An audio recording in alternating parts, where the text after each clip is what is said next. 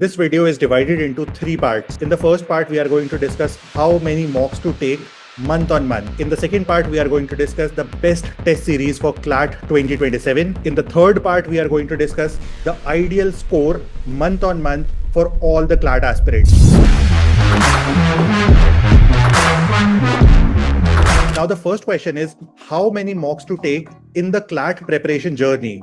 So the ideal number of mocks that you should take in the whole CLAT preparation is 60 mocks. ऐसा नहीं है कि 60 ही mocks देने हैं, ज्यादा भी दे सकते हो, कम भी दे सकते हो, but 60 is ideal for an average aspirant जो दिल से एग्जाम को क्रैक करना चाहता है. और अगर तुमने अपनी प्रेपरेशन जनवरी से लेके अप्रैल के बीच में स्टार्ट किया है तो you have an unfair advantage. और अगर इस फेज में तुमने कुछ भी मॉक्स दिए हैं तो वो सारे के सारे मॉक्स एडेड मॉक्स हैं, एडिशनल मॉक्स हैं. लेकिन अप्रैल के बाद से तुम्हें 60 मॉक्स तो मिनिमम देने ही देने हैं. अब मंथ ऑन मंथ हमें कितने मॉक्स देने चाहिए तो मैं तुम्हें क्विकली बता देता हूं हर मंथ के हिसाब से. सो स्टार्टिंग फ्रॉम मे में मिनिमम 4 to 6 मॉक्स देने ही चाहिए. 4 mocks means 1 mock per week. लेकिन कई बार ऐसा हो सकता है कि तुम एक वीक में 2 या 2 से ज्यादा मॉक्स दे सकते हो. बट एक अगर आइडियल नंबर मेंटेन करना चाहते हो तो इट शुड बी 5 मॉक्स और the minimum is 4 mocks. Next is June. जून के लिए भी सेम प्लान होना चाहिए. जून में भी 4 to 6 मॉक्स, क्योंकि मई जून जुलाई तुम्हारे प्रेपरेशन का बहुत ही इंपॉर्टेंट फेज होता है. इस फेज में तुम्हें अपने बेसिक्स को बिल्ड करना चाहिए. बेसिक्स पे एकदम 100% ग्रिप ले आनी चाहिए. इस फेज में तुम्हें लीगल रीजनिंग को बहुत अच्छे से पढ़ना है. यहाँ पे तुम्हें क्वांट्स कंप्लीट कर लेना है, इंग्लिश एंड सीआर के बेसिक्स पढ़ लेने हैं और जीके का थोड़ा बहुत पोर्शन करते चलना है. देन जुलाई से तुम्हें मॉक्स के नंबर बढ़ाने हैं. The minimum number of mocks from July should be 5 to 7. 5 is minimum, 7 is maximum. अब इसके बाद आता है अगस्त. अगस्त बहुत ही क्रूशियल एंड क्रिटिकल मंथ होता है फॉर क्लैट प्रेपरेशन.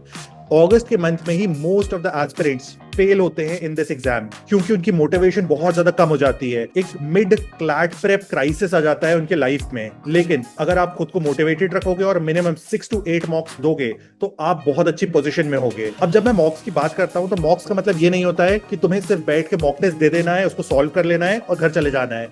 मॉक्स देने का मतलब होता है एक टेस्ट को देना, उसके बाद नेक्स्ट डे या नेक्स्ट टू नेक्स्ट डे उसे बहुत अच्छे से एनालाइज करना. क्वेश्चन सही है, गलत है, डजंट मैटर. हर एक क्वेश्चन को एनालाइज करो. जो क्वेश्चन सही हैं उनमें स्पीड को इंप्रूव करो. जो क्वेश्चन गलत है उसको सही की तरफ ले जाने की कोशिश करो. नेक्स्ट मंथ इज सितंबर. सितंबर से एवरी वीक 2 मॉक्स तुम्हें मिनिमम देने ही देने हैं. तो 2 मॉक्स per week from September. And जब हम लोग अक्टूबर में एंटर करते हैं, which is the second last month of CLAT preparation, so the minimum number of mocks should be 8 and the maximum should be 10. तो कहीं ना कहीं इस नंबर पे रीच करने की कोशिश करनी है. अब जब हम लोग फाइनल मंथ में जाते हैं, which is नवंबर. नवंबर में last month of CLAT preparation में मिनिमम 3 मॉक्स पर वीक तुम्हें देने ही देने हैं. Now coming to the second portion of the video and that is the best mock test series to prefer. और mocks कहां से प्रेफर करने चाहिए हमें. सबसे पहली चीज और सबसे इंपॉर्टेंट चीज, मल्टीपल सोर्सेज होने चाहिए फॉर ऑल मॉक्स. सिर्फ एक सोर्स पे, एक कोचिंग पे डिपेंडेंट होकर अगर मॉक्स दोगे तो बिल्कुल भी सक्सेसफुल नहीं हो पाओगे इस एग्जाम में. अब तुम सारे एस्पिरेंट्स के लिए, क्लैट 27 एंड 28 एस्पिरेंट्स के लिए मैंने 20 मॉक्स डेवलप किए हैं अपने हाथों से. ये सारे मॉक्स एरर फ्री हैं. एक भी क्वेश्चन में गलती नहीं है, जो कि मोस्ट कोचिंग इंस्टीट्यूशंस में होती है. एक भी आंसर में, एक्सप्लेनेशन में भी गलती नहीं है. बहुत ही हाई एफर्ट से इन मॉक्स को क्यूरेट किया है मैंने, चिया दीदी ने, गौरव भैया ने. और मैं तुम्हें डेफिनेटली रेकमेंड करूंगा कि तुम्हें इन मॉक्स को 110% देना चाहिए. ये मॉक्स जो हैं सिर्फ हार्ड कॉपी फॉर्मेट में अवेलेबल हैं, तो तुम्हें इसे बाय कर लेना चाहिए. और इस पे एक्स्ट्रा 20% ऑफ मिल सकता है तुम्हें by using this coupon code. Now coming to the third portion of the video which is ideal mock score. इसमें हम लोग बात करने वाले हैं कुछ कोचिंग के मॉक टेस्ट में तुम्हारा कितना स्कोर आना चाहिए, ये भी मैं तुम्हें बताने वाला हूं.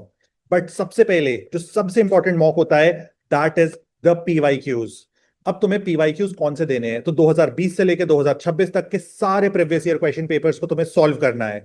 कितने टाइम में करना है, 100 मिनट्स का टाइमर लगाओ, जीके को छोड़ दो और पूरे क्वेश्चन पेपर को अच्छे से सॉल्व करो, like real mock, like real test. अब 2020 से लेकर 2026 तक के सारे टेस्ट में तुम्हारा कितना आइडियल स्कोर आना चाहिए विदाउट जीके सेक्शन, इसको अगर चेक करना चाहते हो तो डिस्क्रिप्शन बॉक्स को चेक कर लो. मैंने सारे PYQs के लिए ideal score for an average aspirant mention कर दिया है.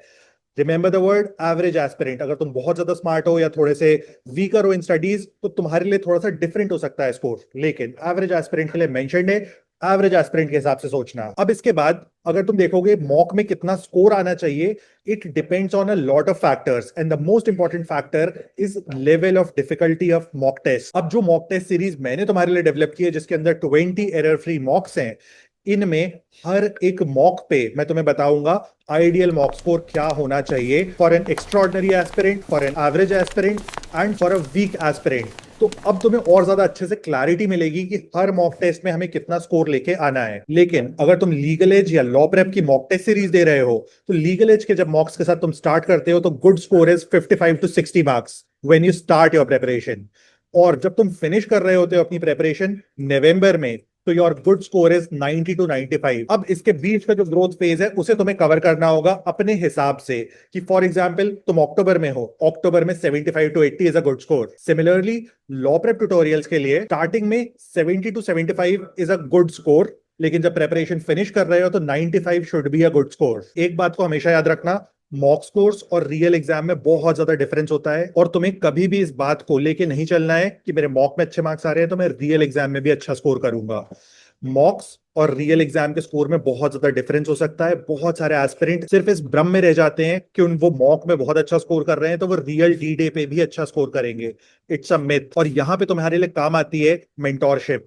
अगर तुम्हारे पास एक गुड मेंटोर है तो तुम इस पूरी जर्नी को बहुत अच्छे से कवर कर पाओगे, तुम्हें कोई भी प्रॉब्लम नहीं होगी। और अगर तुम चाहते हो मेरी मेंटोरशिप, तुम डायरेक्टली लिंक इन डिस्क्रिप्शन को चेक कर सकते हो, वहां पे तुम्हें मल्टीपल बैचेस मिल जाएंगे। आई थिंक इस वीडियो ने तुम्हें बहुत हेल्प किया होगा, और तुम्हें जो भी क्वेरी क्वेश्चंस है तुम कमेंट में डाल सकते हो।